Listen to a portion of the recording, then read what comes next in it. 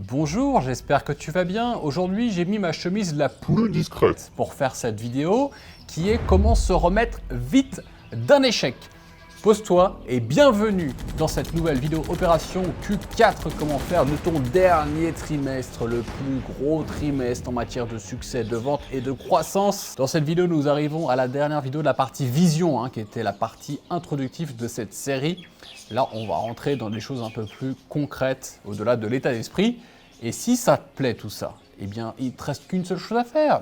Tu cliques sur le bouton s'abonner et tu actives la petite cloche si tu considères que ce que je fais t'apporte de la valeur.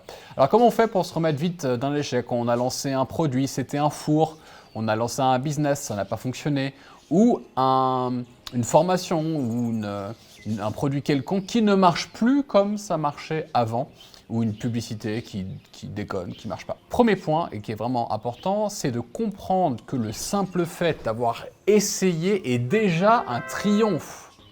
Pourquoi? Parce que ça valide le fait qu'on a eu le courage d'entreprendre, d'essayer, de faire, d'innover, de disrupter. En fait, la plupart des gens n'osent pas tester quelque chose de nouveau parce qu'ils ont peur. Les gens n'aiment pas prendre des risques. Donc tu fais déjà partie d'une minorité qui tente, qui essaye d'innover, qui essaye de faire, qui essaye de créer quelque chose. Et juste ça, bravo. Et c'est important de le dire, bravo.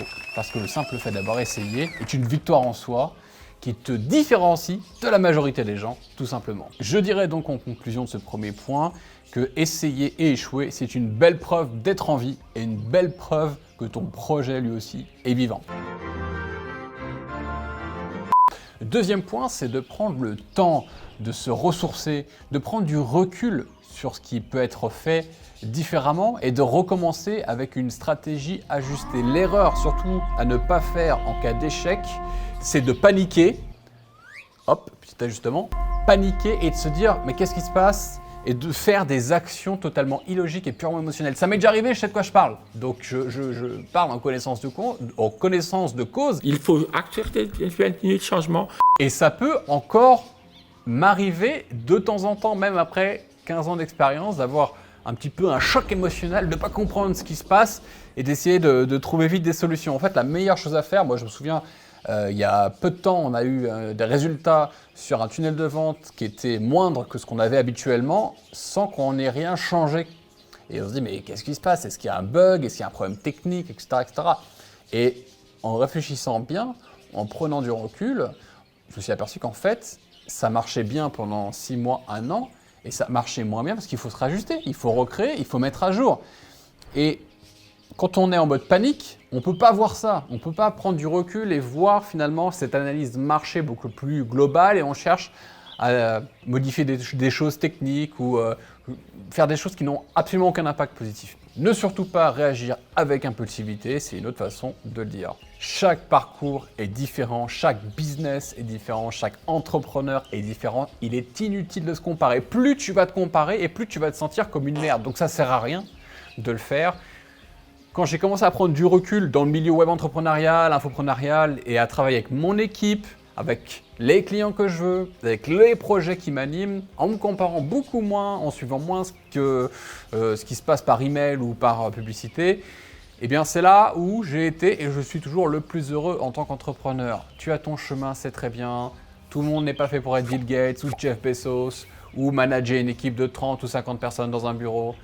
Être solopreneur, travailler 3 heures par jour, voyager à travers le monde, nomade digital, etc. C'est bien, ça correspond à certaines personnes. D'autres veulent vivre en famille, plus casanier, c'est bien aussi. D'autres veulent des tout petits business, d'autres des gros business, d'autres des gros chiffres d'affaires avec des petites marges, ou alors un chiffre d'affaires correct mais avec des marges énormes.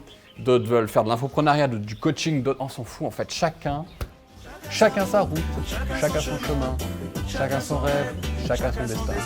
Oui, la vibe est bonne. Et enfin, troisième point, revaloriser l'échec. L'échec, c'est bon. C'est pas parce qu'à l'école, on t'a dit que tu étais un loser parce que tu avais des 0 sur 20 ou parce qu'en autodicté, tu avais des -2.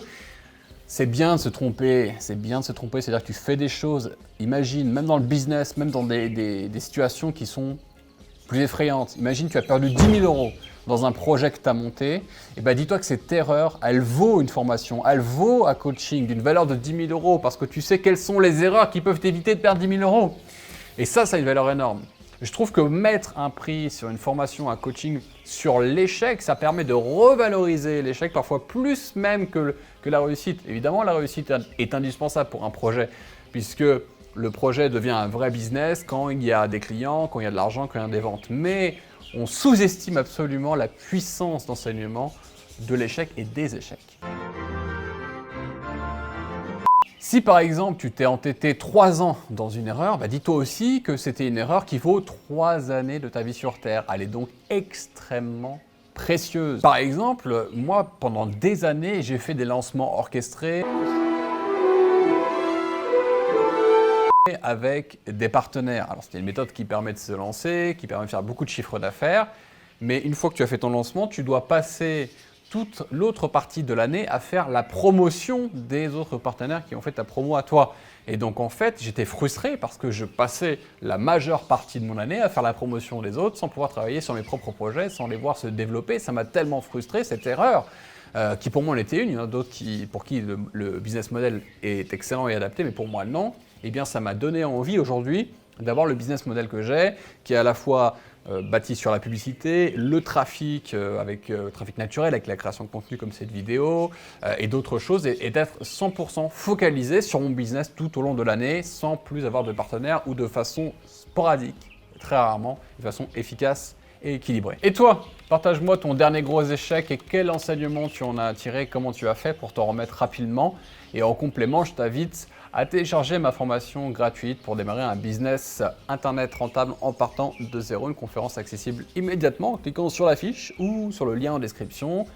Et tu peux également prendre un appel téléphonique offert avec mon équipe pour faire le point sur ta situation et voir comment on peut t'aider. Hey! Accident technique. Voir comment on peut t'aider. C'est la fin de la vidéo. Je te remercie. Bisous, bisous. On se voit dans une prochaine vidéo. Ciao!